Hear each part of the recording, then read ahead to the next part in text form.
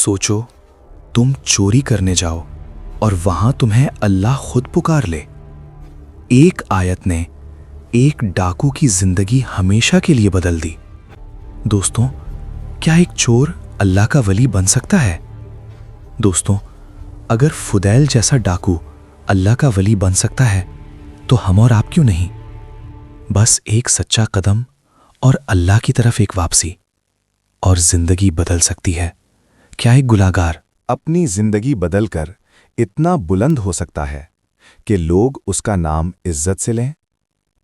ये कहानी है फुदैल इब्ने अय्याद की, जो पहले एक खौफनाक डाकू था। लोग उसका नाम सुनकर ही डर जाते थे। रात के अंधेरों में वो रास्तों पर लोगों को लूटता और किसी पर रहम नहीं करता था। मगर अल्लाह जब हिदायत देता है तो एक लम्हा ही काफी होता है। एक रात फुदैल एक घर की दीवार पर चढ़ रहा था। उसका इरादा था कि वो चोरी करे, मगर जैसे ही वो ऊपर पहुंचा, अंदर से किसी की आवाज आई। कुरान की तिलावत हो रही थी। आयत थी, क्या अभी तक वक्त नहीं आया कि ईमान वालों के दिल अल्लाह के लिए झुक जाएं? ये सुनते ही फुदैल का जिस्म कांप उठा। उसका दिल जोर से धड़कने लगा, जैसे ये अल्फाज सीधा उसके लिए थे। वो वहीं रुक गया।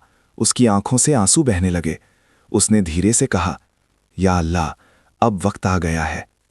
उस रात एक चोर मर गया और एक वली पैदा हो गया। फुदैल ने सब कुछ छोड़ दिया, गुनाह, चोरी, बुराई, और अल्लाह की तरफ लौट आया। वो मक्का चला गया और अपनी जिंदगी इबादत, तौबा और रूहानियत में गुजार दी। लोग उसके पास मशवरा लेने आते और वो लोगों के दिल बदल देता। कहते हैं, जो इंसान कल तक लोगों को लूटता था, आज लोगों के दिलों को जोड़ रहा था। ये होती है सच्ची तौबा, जो सिर्फ अल्फाज नहीं बल्कि जिंदगी बदल देती है।